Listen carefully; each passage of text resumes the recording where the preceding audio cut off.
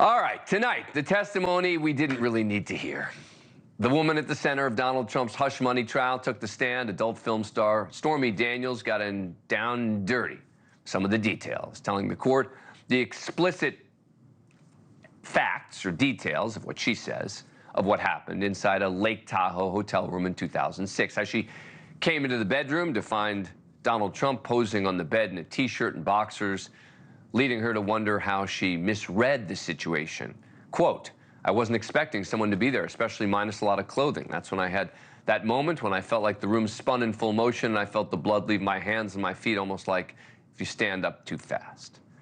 Daniels even tried to reenact Trump's pose on the bed at one point today. She says she blacked out that night, even though she didn't consume any alcohol or drugs. Quote, "The next thing I know, I was on the bed, the opposite side of the bed from where he'd been standing. I had my clothes and shoes off. We were in the missionary position." Now, Daniels' details led the defense to actually ask for a mistrial, which the judge rejected. She says she stayed quiet and that Trump allegedly didn't use a condom. The former president had a lineup of nicknames for her, Little Stormy, Honey Bunch.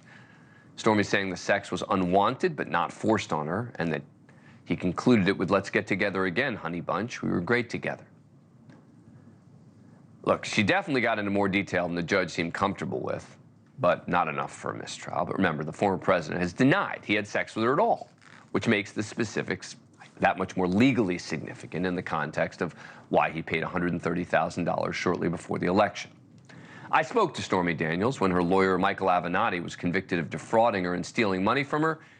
Here's part of that conversation. You'd said last summer that your attorney was in contact with New York prosecutors, that you were willing to be forthcoming and participate in any case against him. Have you spoken to anyone recently about that? No, I have not. There's been no movement on that, but I am here and willing to cooperate and do whatever it takes. You know, I wonder, 4 years later, are you glad or are you sorry you went down this road about your relationship with Donald Trump? The answer to that question probably changes 15 times a day. But at the end of the day, I'm glad that I did, because hopefully it brought some sort of awareness and put a stop to anybody who may have come after me, who may have been in that situation. Maybe it inspires other women that if they are ever put in a position and too afraid to say no, they'll think back on my story and hopefully do it differently, I guess. Is it a ridiculous question to ask you who you're angrier at today, Michael Avenatti or Donald Trump? No, not at all. I'm far angrier at Michael Avenatti. I only met Trump a handful of times, not even. I didn't consider him to be a friend. I didn't have private conversations. I didn't trust him. And he certainly didn't steal from me. Michael Avenatti betrayed my trust in every way possible. He lied to my face. He lied about me. He put me on a stand for 5.5 hours and called me names. This is a man that I took him as my date. Ew. Like, no, way, way, way more angry at Michael Avenatti, because that's a personal betrayal. It's way different. Thank you for watching.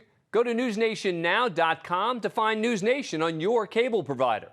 And don't forget to click the red subscribe button below to get more of News Nation's fact-driven, unbiased coverage.